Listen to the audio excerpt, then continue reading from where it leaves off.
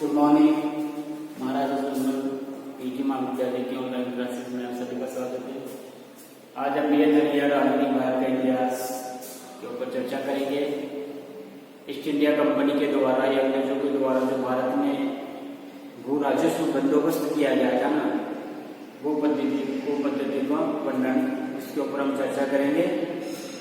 तीन मुख्य भू राजस्व बंदोबस्त और उनके द्वारा स्थायी बंदोबस्त, जिसको जमींदारी व्यवस्था भी कहते हैं, रैयतवाड़ी और महलवाड़ी, रैयतवाड़ी और महलवाड़ी बंदोबस्त। ये ईस्ट इंडिया कंपनी के द्वारा भारत के क्षेत्रों में जहां पर अंग्रेजों की हुकूमत थी, वहां पर इन्होंने इस बंदोबस्त को लागू किया। बंगाल उसके आसपास के क्षेत्रों में स्थायी बंदोबस्त यानी कि जमींदारी व्यवस्था को लागू किया, जबकि रैयतवाड़ी जो व्यवस्था है वह दक्षिण में और दक्षिण और पश्चिमी भारत में यानी कि मद्रास और बंबई में रैयतवाड़ी बंदोबस्त को लागू किया गया था, और मध्य और उत्तर भारत में अवध और उसके आसपास के क्षेत्रों में अवध आगरा में ये महलवाड़ी व्यवस्था के रूप में इसको लागू किया।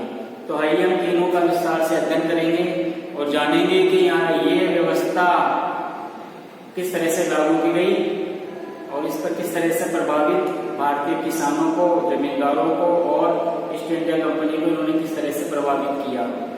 विशेषकर जो भारतीय किसानों की स्थिति है उसके संदर्भ में हम इसको जानेंगे।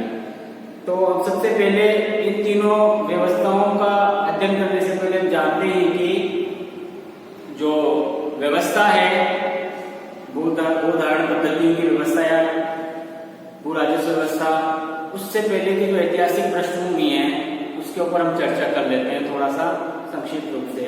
जैसा कि आप सभी को मालूम है कि 1765 में बंगाल में ईस्ट इंडिया कंपनी को दीवानी के अधिकार प्राप्त हो चुके थे, यानी कि जो राजस्व मिलता था वह सीधे कंपनी के हाथों में जाया करता है। क्योंकि कंपनी भारत में इतनी नहीं थी, उनको राजस्व वसूल करने की इतनी वो जानकारी भी नहीं थी, इसलिए उन्होंने भारतीय अधिकारियों के साथ मिलकर ये काम किया।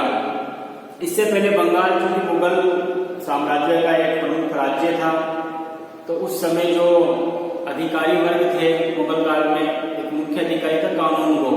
कानूनगो का काम क्या था कि भू अभिलेख, उससे संबंधित जो भी कागजात थे उसकी देखरेख करना और किसानों की हितों की देखरेख करना, ये सारे कार्य किसके थे? कानूनगो के।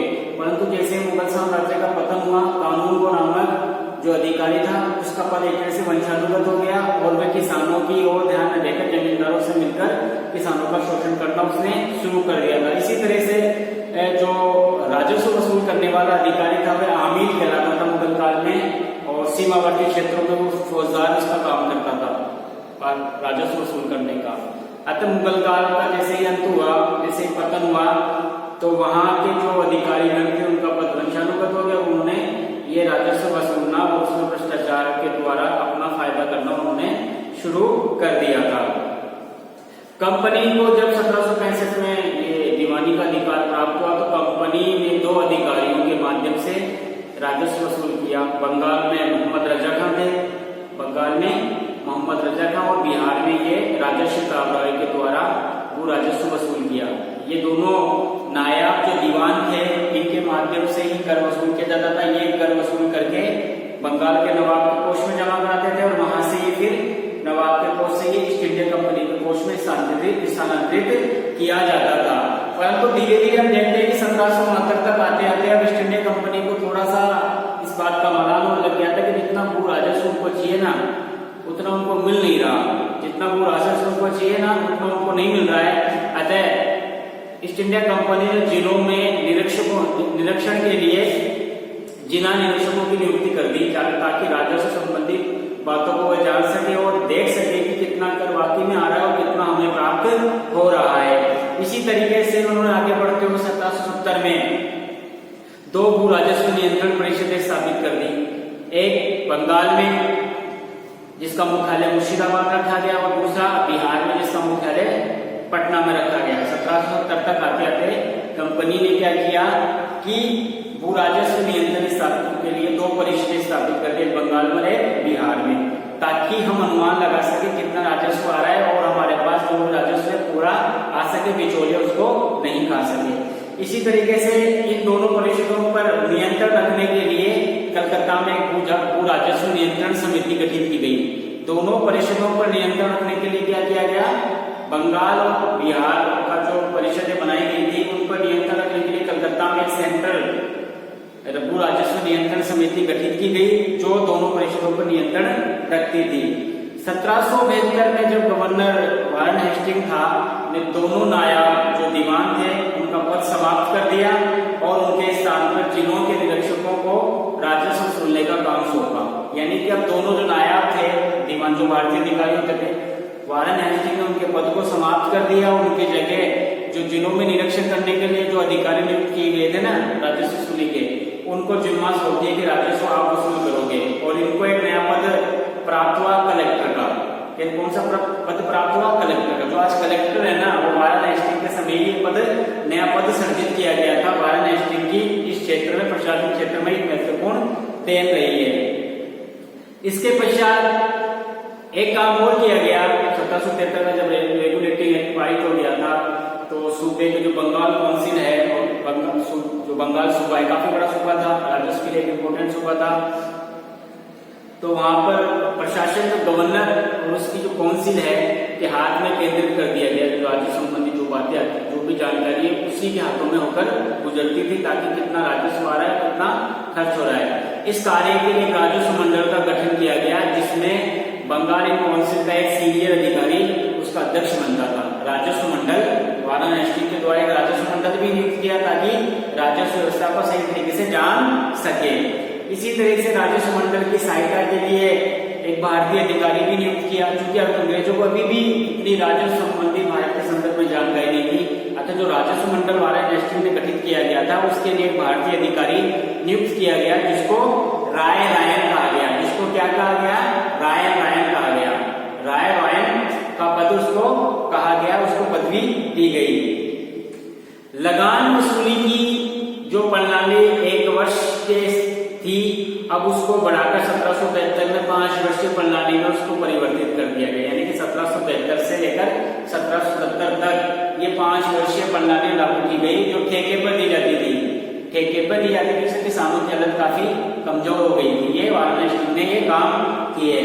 परंतु हम आगे देखते हैं कि 1 साल के बाद ही जब देखते हैं कि जो 5 वर्षीय व्यवस्था की गई थी उसकी वो सफल नहीं हो पाई। जितना राजस्व कंपनी को चाहिए उतना राजस्व उनको प्राप्त नहीं हो रहा है। अतः बंगाल काउंसिल ने एक नई योजना बनाई। एक अस्थायी रूप से लागू करना, दूसरा स्थायी रूप से लागू करना। प्रथम भाग अस्थायी रूप था जिसमें तुरंत लागू करना था, दूसरा भाग अस्थायी रूप था। स्थायी योजना जो भविष्य में लागू करनी थी उनको बनानी थी। यानी कि 1773 में बंगाल काउंसिल ने एक योजना और बनाई। उसको 2 भागों में बांटा, एक अस्थायी योजना के रूप में और दूसरा अस्थायी योजना को तुरंत लागू करना था और स्थायी योजना को बाद में लागू करना था। अस्थायी योजना में क्या किया उन्होंने कि बंगाल प्रेसिडेंसी को पूरा बंगाल सूबा को 6 डिवीजनों में बांट दिया। किसने, ईस्ट इंडिया कंपनी ने। बंगाल की काउंसिल ने 6 डिवीजनों में उसको बांट दिया। ये डिवीजन कौन कौन से थे, कलकत्ता, मुर्शिदाबाद, पटना, वर्धमान, दिनाजपुर और ढाका। ये 6 डिवीजनों में बांट दिया ताकि राजस्व की अच्छी से वसूली हो सके। और प्रत्येक डिवीजन को 5 सदस्यीय परिषद बनाएंगे। प्रत्येक डिवीजन में कितने सदस्य सदस्य बनाएंगे, 5 सदस्यीय परिषद गठित की गई। हर डिवीजन में 6 डिवीजन बनाए गए और 5 सदस्यीय परिषद उसमें बनाई गई। इसमें 2 सदस्य गवर्नर के काउंसिल के होते थे जिसमें एक भारतीय अधिकारी की सहायता ली जाती थी।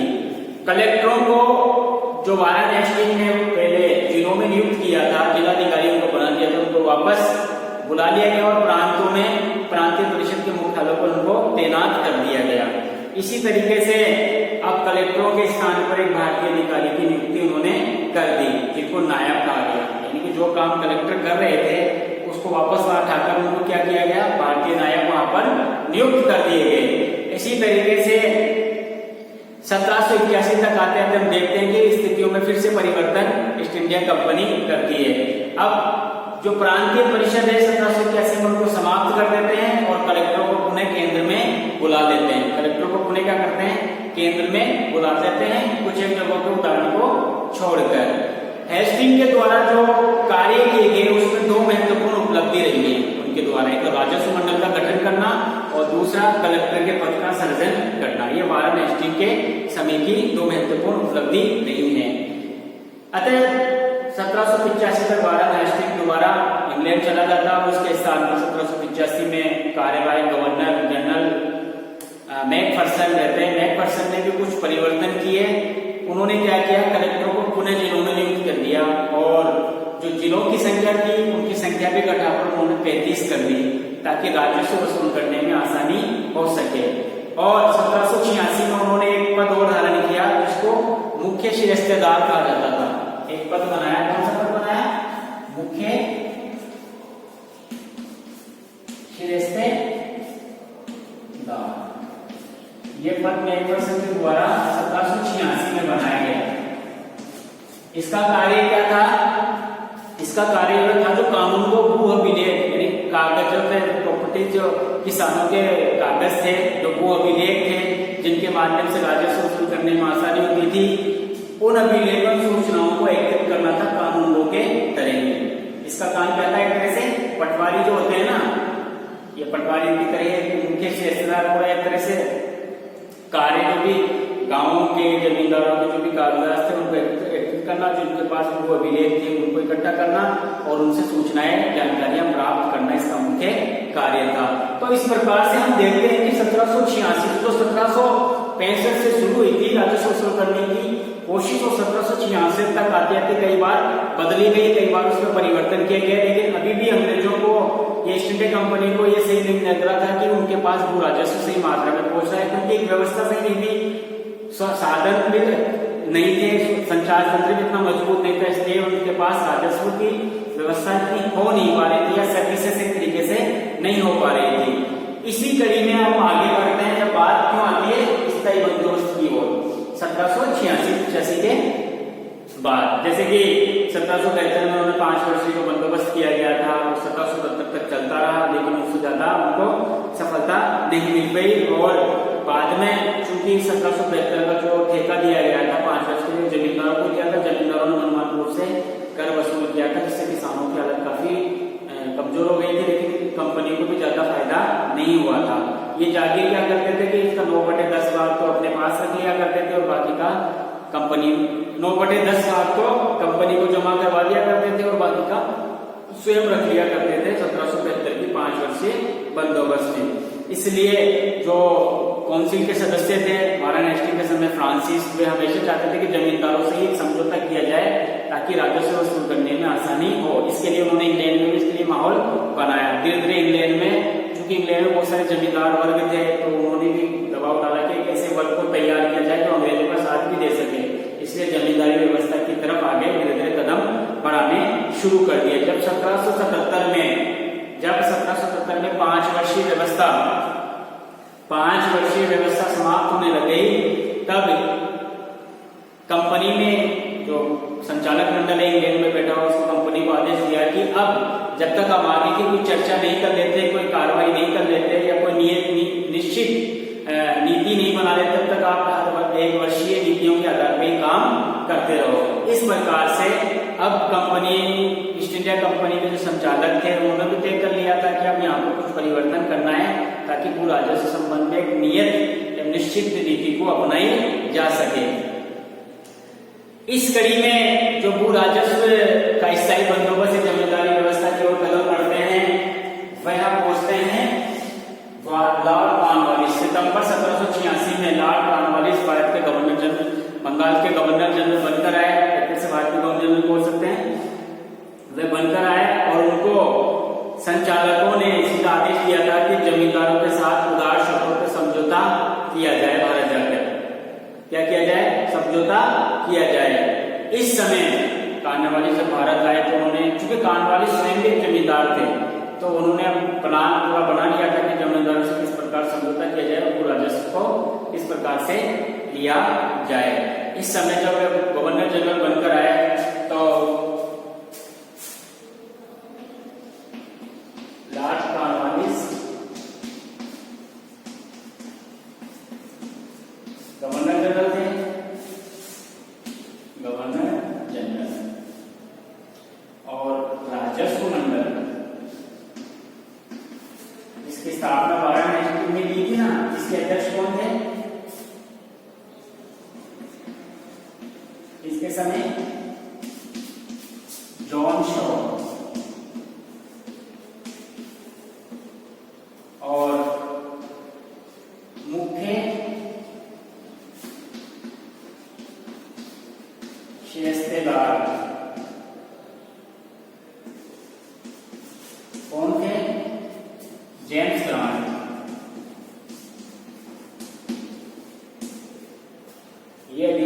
गवर्नर जनरल वाराणसी जब भारत आए तो उन्होंने इन दोनों अधिकारियों से ही बातचीत की और इनसे इनके विचार विमर्श थे, क्योंकि ये काफी समय से भारत में थे और चूंकि राजस्व मंडल का जो अध्यक्ष था, जिसने राजस्व संबंधी मामलों की काफी जानकारियां भारत से प्राप्त करी थी, मैच्योर हो चुके थे।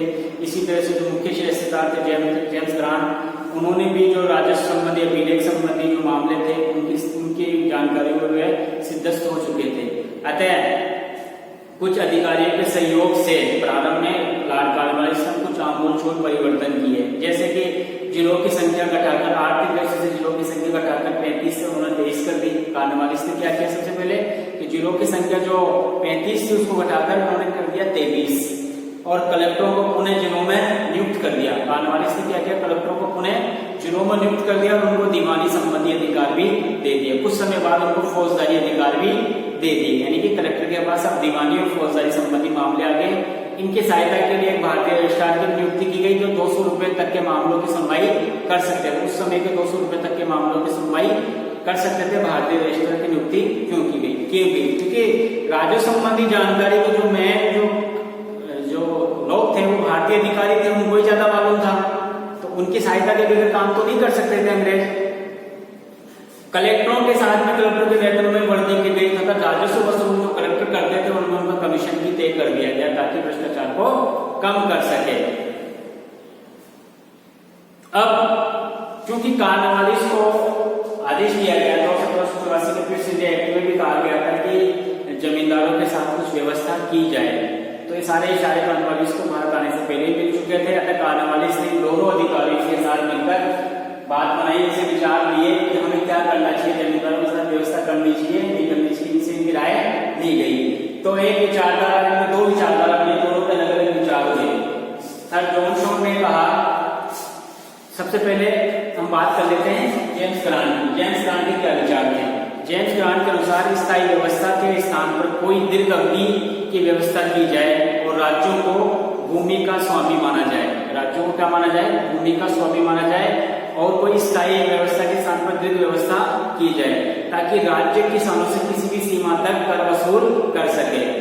इन्होंने जमींदारी व्यवस्था के पक्ष में अपना विचार नहीं रखे थे। वहीं जॉन शोर जो राजस्व मंडल के अध्यक्ष थे, उनका मानना था कि जमींदारों को भूमि का वास्तविक स्वामी माना जाए, राज्य की ओर से भू राजस्व की मांग संविदा के सिद्धांत थ्योरी ऑफ कॉन्ट्रैक्ट पर आधारित होनी चाहिए तथा निर्धारित सीमा से ऊपर वृद्धि नहीं की जानी चाहिए। हालांकि ये भी स्थायी प्रबंध के पक्ष में नहीं थे कि जमींदारों के साथ स्थायी प्रबंध किया जाए। अतः कॉर्नवालिस जॉन शोर से सहमत तो थे, क्योंकि वो खुद भी जमींदार थे, सहमत तो थे, जमींदारों के साथ स्थायी बंदोबस्त भी करना चाहते थे, परंतु वो इस मत से सहमत नहीं थे जॉन शोर के कि जमींदारों से स्थायी प्रबंध करने के लिए पर्याप्त सूचनाएं नहीं है। अतः जॉन शोर ने पूरा मन बना लिया था कि स्थायी प्रबंध किया जाए। अतः 1772 में सबसे पहले जॉन शोर ने 10 वर्षीय जमींदारी व्यवस्था 10 वर्षीय समझौता किया जमींदारों के साथ और उसको स्थायी भी, ये कहा गया कि इसको बाद में स्थायी भी किया जा सकता है। देखो एक बात आपको बता दूं, 1772 में 72 से 77 तक जमींदारों के साथ 5 वर्षीय समझौता किया गया था और फिर 1790 में कितना किया गया? 10 वर्षीय जमींदारों के साथ बोली लगाई गई जैसे ठेके में मान, और फिर 1793 में जाकर ये स्थायी बंदोबस्त हुआ। इस सारी पीढ़ी स्थायी बंदोबस्त इसकी करिए स्थायी बंदोबस्त की 10 वर्षीय समझौता जब किसान जमींदारों के साथ कॉर्नवालिस ने किया तो उनको कह दिया गया था कि इसी कड़ी में 10 वर्षीय कड़ी में हम आगे देखेंगे कि इसको स्थायी भी कर सकते हैं या नहीं कर सकते हैं। दूसरी तरफ इंग्लैंड में भी हलचल शुरू हो गई थी। जो बोर्ड ऑफ कंट्रोल के अध्यक्ष थे डुंडास, उन्होंने तत्कालीन ब्रिटिश प्रधानमंत्री विलियम पिट के साथ मिलकर उनको समझाया कि इस प्रकार से एक स्थायी बंदोबस्त किया जाए किसानों को, जमींदारों के साथ, ताकि राजस्व के अच्छे से वसूल हो सके और कंपनी को टेंशन फ्री किया जा सके। अतः विलियम पिट ने इसकी जानकारी दी। अतः मार्च 1793 में लॉर्ड कॉर्नवालिस ने किसानों के साथ क्या कर दिया? स्थायी समझौता कर दिया। स्थायी समझौता उनके साथ कर दिया।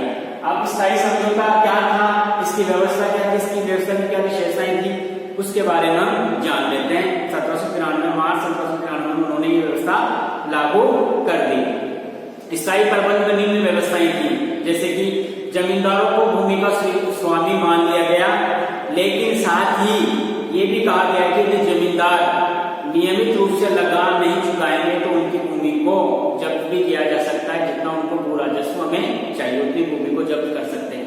यानी कि जमींदार को किसान क्या मान लिया गया, भूमि का स्वामी मान लिया गया, और यदि जमींदार समय पर राजस्व नहीं जमा करवाएंगे तो उनकी भूमि को जब्त भी किया जा सकता है। दूसरी व्यवस्था क्या थी, चूंकि राज्य भू राजस्व के अधिकारों से मुक्त हो गया है, अगर जमींदारों से किसी अन्य प्रकार के करके हम कोई पेशकश नहीं करेंगे, क्योंकि राज्य अब भू राजस्व की जो के अधिकार से उससे हम मुक्त हो गया है, इसलिए अब जमींदारों से किसी अन्य कर की हम कोई पेशकश नहीं करेंगे, किसी और करने कर की उम्मीद नहीं करेंगे, केवल भू राजस्व से मांगेंगे। तीसरी व्यवस्था क्या की गई इस व्यवस्था में कि जमींदारों से राजस्व की दर निश्चित कर दी गई, जो 1765 की दुगनी, 1765 में जो राजस्व कर निश्चित था उसकी दुगनी करके जमींदारों से इस बंदोबस्त को किया गया, फिक्स कर दिया गया कि हमें इतना ही, चाहे अगले दिन अकाल पड़े, ज्यादा फसल हो कम हो, आपको इतना काम करना है। चौथा, जमींदारों से समस्त न्यायिक अधिकार छीन लिए गए। जमींदारों के पास जो न्यायिक अधिकार मिले हुए थे वो सारे न्यायिक अधिकार क्या कर लिए गए, छीन लिए गए। पांचवी व्यवस्था क्या की गई, जमींदारों को जो अपने रैयत है, किसान है, उनको पट्टे भी देने थे और पट्टे उनको जारी करने पड़ेंगे। जमींदारों के अंदर जो भी किसान आएगा उनकी जमीन पर क्या देने पड़ेंगे, पट्टे भी उनको देने पड़ेंगे। ये व्यवस्थाएं किसने की गई, स्थायी प्रबंध या जमींदारी व्यवस्था में ये व्यवस्थाएं की गई थी। तो इस प्रकार से हम इस व्यवस्था की कुछ विशेषता भी देख सकते हैं कि कॉर्नवालिस ने इस व्यवस्था को करकर, जमींदारी व्यवस्था को करकर सरकार के लिए राजस्व तो निर्धारित कर दिया था 1765 के दुगुना, उनको राजस्व मिलने वाला था, फ्री हो गए, पेंशन फ्री हो गए थे। इसी प्रकार से जमींदारों की अधिकारों की घोषणाएं भी उन्होंने इस जमींदारी व्यवस्था में कर दी थी, परंतु सरकार और जमींदारों की हितों की रक्षा तो हुई इसके अंदर, लेकिन किसानों को हितों की पूर्णतः उपेक्षा की गई। इस व्यवस्था के अंदर क्या किया गया, लॉर्ड कॉर्नवालिस ने सरकारों के अधिकारों की घोषणा भी कर दी गई, साथ ही जमींदारों की जो अधिकार थे उनकी घोषणा, राजस्व था उसको भी निर्धारित कर दिया गया, परंतु सरकार और जमींदारों के हितों की रक्षा तो की गई, परंतु किसानों की ओर कोई ध्यान नहीं दिया गया, बल्कि उनकी उपेक्षा ही की गई। कॉर्नवालिस ने उन सभी जमींदारों को भूमि का स्वामी मान लिया जो 1793 में जमींदारी का अपना हक रखते थे। यानी कि 1793 तक जो भी भूस्वामी थे उन सभी को क्या मान लिया गया, जमींदार मान लिया गया। कॉर्नवालिस ने भूमि को संपत्ति मानकर उसके स्वामी को बेचने, दान करने या दूसरे को हस्तांतरित करने का अधिकार भी दे दिया गया। यानी कि जिनको भी जमींदार सरकार ने माना उनको क्या कर दिया गया, वो अपनी भूमि के चाहे कुछ भी कर सकते हैं, उनको दान भी दे सकते हैं, बेच भी सकते हैं, या किसी अन्य व्यक्ति को हस्तांतरित भी वह कर सकते हैं। इस प्रकार से सरकार की पूर्ण अनुमति की कोई आवश्यकता नहीं थी कि आप मैं अपनी भूमि के साथ ये कर रहा हूँ, बस उनको राजस्व सालाना इतना राजस्व उनसे चाहिए। ये इस प्रकार से जमींदारी व्यवस्था की कुछ विशेषताएं थी। आइए हम जमींदारी व्यवस्था की थोड़ी सी समीक्षा कर लेते हैं, इनके गुण दोषों को भी जान लेते हैं कि क्या क्या इसमें कमी थी और क्या क्या इनमें सही बातें थी। सबसे पहले इसके गुण को देख लेते हैं। लेकिन जमींदारी व्यवस्था को जब लागू किया गया था तो बहुत सारे ब्रिटिश विद्वानों ने अपने अपने अलग अलग मत रखे थे। जैसी मॉशमैन जैसे विद्वानों ने इसका बखूबी समर्थन किया जमींदारी व्यवस्था का, उन्होंने इसकी पैरवी की कि ये बहुत अच्छा काम लॉर्ड कॉर्नवालिस के द्वारा किया गया, जबकि होम्स और बेवली जैसे जो विद्वान थे, या होम्स और बेवली जैसे विद्वान थे, उन्होंने कहा कि ये व्यवस्था सही नहीं है और ये एक भयंकर गुण थी जो जमींदारों को इतना अधिकार दिए गए। इन विद्वानों के मानना था। ये इसके गुण देख लेते हैं, क्या क्या गुण रहे हैं। इस व्यवस्था से राज्य की आय में सबसे पहला क्या गुण देखते हैं, इस व्यवस्था से कंपनी को लाभ क्या है इस व्यवस्था की, उसको देख लेते हैं हम। इस व्यवस्था से राज्य की आय में पर्याप्त वृद्धि हुई, क्योंकि राजस्व की दर निश्चित की गई थी जो 1765 की दुगनी थी। शुरू में तो इसका काफी लाभ हुआ, 1765 की दुगनी राजस्व आई थी जो निश्चित थी कि इतनी कंपनी को जमा करानी है जमींदारों के द्वारा।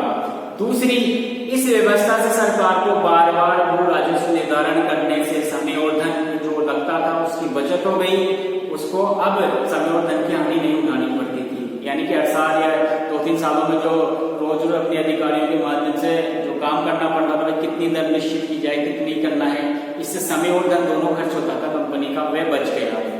तीसरा, कंपनी की आय निश्चित हो गई, जिससे अब आर्थिक योजनाओं का निर्धारण करने में आसानी हो गई। कंपनी की आय निश्चित थी कि हमें बंगाल से इतना कुछ मिलेगा, वो निश्चित हो गई, जिससे वे अपनी आर्थिक योजनाओं के बारे में सोच सकते थे और नई नई योजना वे बना सकते थे। चौथा, इसका लाभ क्या रहा? स्थायी बंदोबस्त से कंपनी के अधिकांश राजस्व अधिकारी मुक्त हो गए। जो राजस्व व्यवस्था में बहुत सारे अधिकारी, अंग्रेज अधिकारी या भारतीय अधिकारी लगे हुए थे, वो मुक्त हो गए, जो अन्य प्रशासनिक कार्यों में का काम अब कर सकते थे फ्री होकर। इससे कंपनी को काफी फायदा हुआ। यानी कि पहले जो जमींदारी व्यवस्था बंगाल में नहीं थी, तो बहुत सारे अधिकारियों को राजस्व इकट्ठा करने में लगना पड़ता था, तो वो अधिकारी फ्री हो गए और वे अधिकारी अन्य प्रशासनिक कार्यों में उपलब्ध होने लगे। पांचवा, इस व्यवस्था का गुण यह था कि एक ऐसे वर्ग का सृजन किया गया लॉर्ड कॉर्नवालिस या ईस्ट इंडिया कंपनी के द्वारा, जो जमींदार वर्ग कहलाया, जिन्होंने समय समय पर अंग्रेजों का साथ दिया, जो अंग्रेजों को थोड़ी देर से निर्भर रहने लगे। जमींदारों ने संकट के समय, जब हम पढ़ते हैं संकट के समय, ज्यादातर जमींदारों ने अंग्रेजों का ही साथ दिया। छठा गुण इसका ये रहा कि भू राजस्व की दर निश्चित हो जाने से भूमि के विकास के लिए पूंजी लगाने तथा उत्पादन में वृद्धि की आशा की जा सकती थी, क्योंकि अब तो फसल हो या न हो, वार्षिक भू राजस्व तो चुकाना ही था। भूमि अधिक से अधिक खेती योग्य बनाई जाने लगी, क्योंकि अब ये निश्चित था कि चाहे खेती हो ना हो, जितना राजस्व फिक्स किया उतना आपको देना ही है। इसलिए जमींदारों ने, तो बहुत सारे किसानों जो खाली भूमि पड़ी थी वहां पर फसल जोतना उन्होंने शुरू कर दिया। सातवां का इसका गुण यह था कि इस व्यवस्था से बंगाल में एकरूपता आ गई, जमींदारों से न्यायिक शक्तियां छीन ली गई तथा उनको दोहरा लाभ हुआ। प्रथम, जमींदार कृषि पर ध्यान देने लगे। दूसरा, प्रशिक्षित लोगों को न्याय शक्ति देने से न्यायिक कार्य में कार्य कुशलता आने लग गई। इस जमींदारी व्यवस्था से बंगाल को में एकरूपता आ गई, उसका दोहरा लाभ हुआ। तो जमींदारों के पास जो न्यायिक अधिकार थे उसका हमेशा दुरुपयोग करते थे, जिससे किसानों को या आम लोगों को काफी फायदा हुआ। दूसरा यह था कि अब न्याय कार्य में प्रशिक्षित लोग, प्रोफेशनल लोग लगने लगे, जिससे कि न्याय कार्य में एक तरह से कार्य कुशलता आई। अंतिम गुण इसका देख लेते हैं कि इस व्यवस्था के द्वारा जिस व्यवस्था के जो समर्थक थे उनका मानना है कि जमींदारों का पक्ष, इसमें जमींदारों का पक्ष लिया गया, परंतु रैयतों की पूर्णोपेक्षा भी नहीं की गई। ये जो जमींदारी व्यवस्था के समर्थक है उनका मानना है कि इसमें जमींदारों का पक्ष अवश्य लिया गया, परंतु इसमें जो रैयत थी यानी कि किसान वर्ग था उसकी उपेक्षा नहीं की गई, क्योंकि जमींदारों को पट्टे देते थे और अगर वे रैयतों के अधिकारों का अतिक्रमण भी करते थे तो उनको न्यायालय में जाने की क्या थी, छूट थी। तो ये इस प्रकार से इसके गुण थे। आइए हम इसके दोष भी देख लेते हैं। क्या देख लेते हैं इसके दोष? थोड़ा सा मैं लिख देता हूँ के रूप में।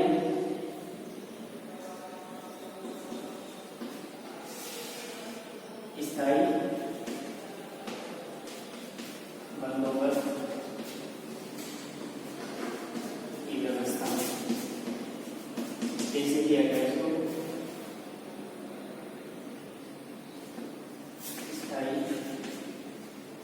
व्यवस्था की विशेषता।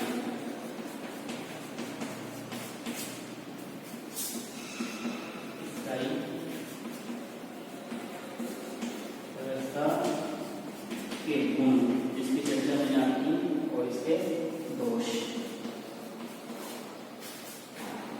आइए इसमें क्या क्या कमियां थी उसके ऊपर भी हम थोड़ा संक्षिप्त रूप से जान लेते हैं। स्थायी बंदोबस्त में जमींदारों के साथ समझौता करके किसानों से भूमि का जो स्वामित्व छीन लिया गया था, उससे किसानों को काफी क्षति हुई। मेटकॉफ जैसे विद्वानों ने माना है कि हमने एक स्वामी वर्ग तैयार करके देश की समस्त संपत्ति को, हमने एक स्वामी वर्ग को तैयार करके देश की समस्त संपत्ति को नष्ट कर दिया है और संपत्ति उस स्वामी वर्ग के अधीन कर दी गई है। तो यानी कि जो सारी संपत्ति थी तो जमींदारों के ही तरह से नाम हो गई और किसानों की हालत काफी खराब हो गई। इसका आलोचना मेटकॉफ जैसे विद्वानों ने किया है कि देश की समस्त संपत्ति को हमने नष्ट कर दिया एक तरह से और संपत्ति उस स्वामी वर्ग के अधीन कर दी, जो इस क्षेत्र में काफी लालची रहता था। दूसरा इसका दोष जो था कि इस बंदोबस्त में भू राजस्व दर काफी ऊंची रखी गई थी। अगर कोई जमींदार लगान भी नहीं देता था तो उसकी भूमि राज्य द्वारा जब्त कर ली जाती थी। इस बंदोबस्त के द्वारा अनेक जमींदारों की भूमि को जब्त कर लिया गया और उनके वंशानुगत अधिकार को नष्ट कर दिया गया। जमींदारों को भी इस व्यवस्था से काफी क्षति उठानी पड़ी। इसका दोष था कि बड़े बड़े जमींदारों ने गांवों को छोड़कर शहरों में अपनी कोठियां बना ली और गांवों में किसानों से जो राजस्व वसूलने का काम अपने एजेंटों को सौंप दिया। ये एजेंट भी अपने आप को जमींदार से कम नहीं समझते थे और किसानों का जमकर शोषण करते थे। इससे एक नए वर्ग का उत्कर्ष हो जमींदार एजेंट के रूप में ये किसानों का खूब शोषण किया करते थे। चौथा इसका दोष यह था कि जमींदारों ने हर स्थान पर रैयतों को पट्टे भी जारी नहीं किए थे। कहा गया था कि रैयतों को पट्टे जारी करेंगे, लेकिन हर स्थान पर रैयतों को पट्टे भी जारी नहीं किए गए थे। जबकि रैयतों को हालांकि न्यायालय जाने की सुविधा थी, लेकिन न्यायालय उस समय काफी महंगा था तो रैयत आसानी से वहां तक पहुंच ही नहीं पाता था, तो इससे किसानों को काफी क्षति उठानी पड़ी। ऐसा ही इसका दोष एक और ये था कि इस भू राजस्व के निश्चित कर देने से राज्य को होने वाली आय भी अब निश्चित हो गई, यानी कि राज्य को जो आय थी वह भी निश्चित हो गई। अब वे ज्यादा कुछ नहीं कर सकते थे जो, और चाहे वो जमींदारों के पास कितना भी उनको अधिकार मिले, उनको जो निश्चित है वो दे दिया गया। जब फसल अच्छी होती थी तो जमींदारों को ज्यादा फायदा होता था, कंपनी को उसका कोई फायदा नहीं था। एक दोष इसका यह भी था कि जो रैयत भूमि के मालिक थे वे अब किराएदार बन गए थे। 1792 से बहुत सारे किसान भूमि के मालिक भी थे, लेकिन इस एक्ट के माध्यम से उन्होंने इस जमींदारी व्यवस्था के माध्यम से वे अब किराएदार की तरह हो गए। कालांतर में हम देखते हैं कि इस व्यवस्था की वजह से जब राष्ट्रीय आंदोलन हुए तो उस राष्ट्रीय आंदोलन में जमींदार वर्ग ने अंग्रेजों का काफी समर्थन किया और आंदोलन को दबाने में उनकी महत्वपूर्ण भूमिका रही। तो भारतीय राष्ट्रीय आंदोलन के संदर्भ में यह घातक सिद्ध हुई। इसी तरीके से बंगाल में की जो स्थायी बंदोबस्त से जो कमियां थी, जो दोष थे, जो नुकसान उठाना पड़ता था बंगाल को, उसकी भरपाई ईस्ट इंडिया कंपनी ने अन्य राज्यों दक्षिण या उत्तर मध्य भारत से करने की कोशिश की गई, जिससे किसानों का काफी शोषण किया गया। इस प्रकार से हमने देखा कि स्थायी बंदोबस्त लॉर्ड कॉर्नवालिस के द्वारा 1793 में की गई। सन जॉन शॉ और फ्रांस के मुख्य अधिकारी थे, उनसे राय मशवरा करके अपने जॉन कॉर्नवालिस के द्वारा ये काम किया गया। इसकी जो व्यवस्था है उसके बारे में आपको बताया, इसकी जो विशेषता थी उसके बारे में बताया, इसके गुण थे, उसके दोष थे, इसके बारे में आपको बताया। एक रूप से हम कह सकते हैं किसानों के लिए काफी घातक सिद्ध हुई। इससे किसान काफी परेशान हुआ और किसानों पर बहुत सारे किसान साहूकारों को चंबल में चले गए, क्योंकि उनको ऋण देना था, निश्चित रूप से ऋण लेने लगे और उनको कर चुकाना था, तो किसानों की हालत काफी हो गई। छोटे जमींदार थे, उनकी हालत भी काफी हो गई, उनकी जमीनें बिक गई, बोली लग गई उनकी, सरकार ने उनको जब्त कर ली। इस प्रकार से हमने स्थायी बंदोबस्त के बारे में जाना। अगली क्लास में हम रेलगाड़ी और मालगाड़ी बंदोबस्त के बारे में भी जानेंगे। तो आइए अगली क्लास में मिलते हैं।